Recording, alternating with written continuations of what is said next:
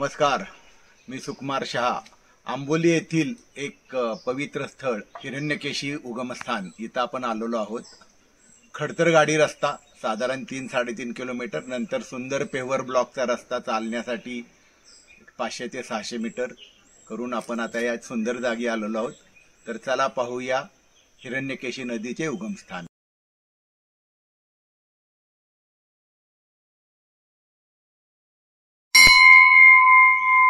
सुंदर घंटावादन खवरे साहेबांकडनं आणि हिरण्यकेशीचं मंदिर आपण बघू शकता, देवस्थान.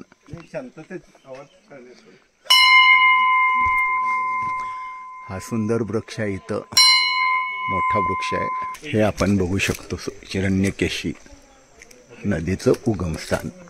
हे जे गोमुख आहे तिथून आत कुंडात पाणी येतं. हा गोमुख.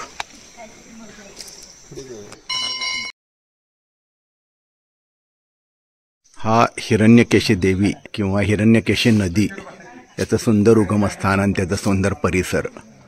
या कुंडाच्या भोवती अशा देवीच्या मूर्ती केलेल्या आहेत.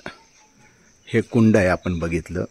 यामध्ये हिरण्यकेशी नावाच्या सोनेरी माशांची पैदास केली जाते. हे लोकल मासे अभावानंच आढळतात. त्याचं संवर्धन इथं केलं जातं.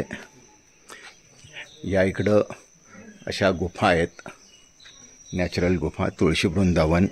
आणि हिरण्यकेशीचं नदीचं पाणी आलेलं या इकडून कुंडातून बाहेर जातं.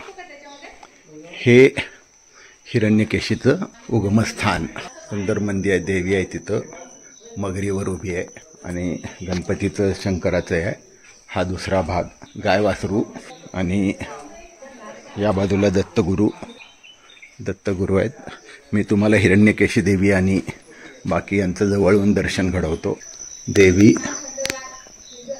श्री पिंड आहे, लाल कपड्यामध्ये नंदी स्वामी आहेत.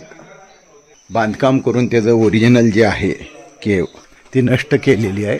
हा सुंदर परिसर, झाडी खूप आहे. येतानाचा रस्ता पण फारच वाईट म्हणता येईल अशा सदरातला आहे. या कुंडामध्ये भक्तिभावानं लोक, असा सुंदर छोटा परिसर. गाडी रस्ता चांगला केला तर नक्कीच वर्दळ वाढवणारा. चला, एक सुंदर स्थळ आपण पाहिले. व्हिडिओ आवडला तर लाईक करा आणि शेअर करा. थँक्यू.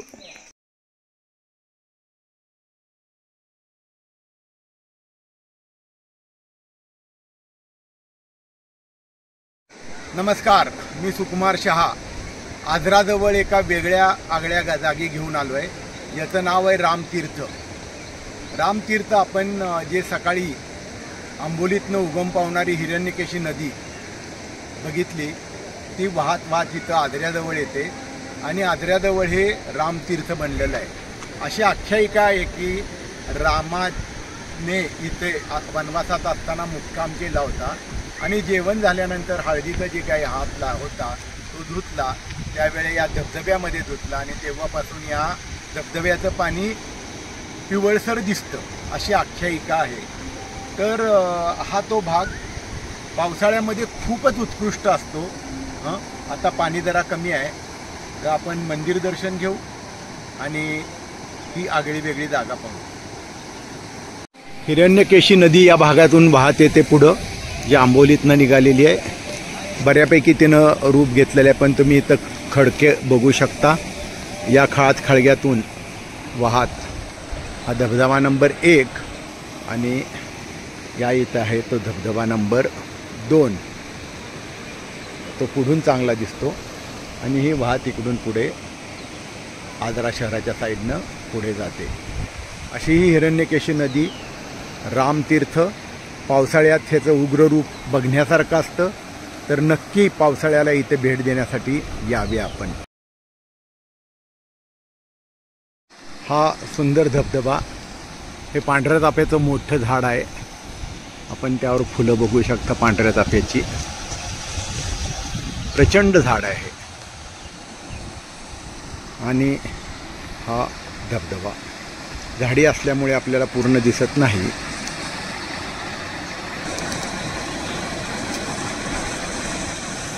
असा सुंदर धबधबा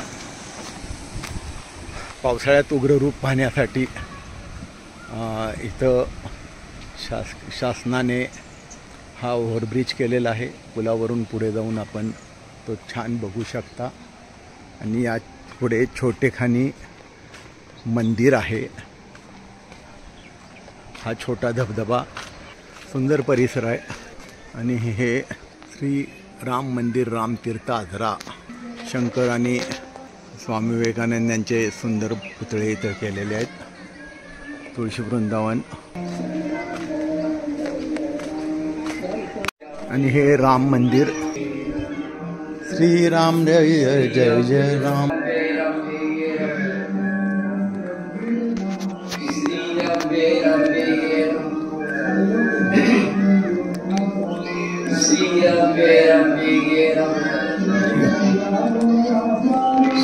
श्रीराम जय राम जय जय राम.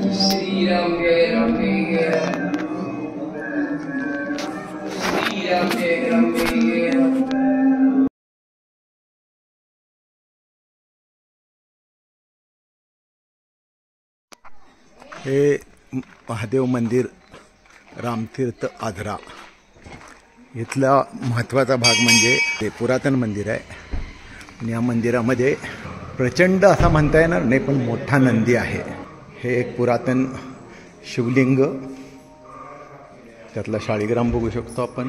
आणि खंडित नंदी, हा इथला प्रचंड नंदी. त्यावर चांगलीच कलाकुसर आहे. नंदीच्या इथं विशेष म्हणजे नंदीच्या पायामध्ये आपण पिंड बघू शकता. पिंडीवर नाग आहे. आणि असा हा नंदी, सुंदर नंदी आहे. आणि तिथं पिंड असल्यामुळे नंदीला हा चौथरा आहे. आणि चौथऱ्यावर अभिषेक केल्यानंतर पाणी जाण्यासाठी. नॉर्मली नंदीच्या बाबतीत असं आपण बघत नाही, पण हा असा जरा वेगळा आगळा नंदी. इथं वासुदेव आहे, गणेशजी, ललाटबिंदावर गणेश आहे. आणि पायामध्ये कासव आणि शंकराची सुंदर पिंड. ओम नमः शिवाय. ओम नमः शिवाय.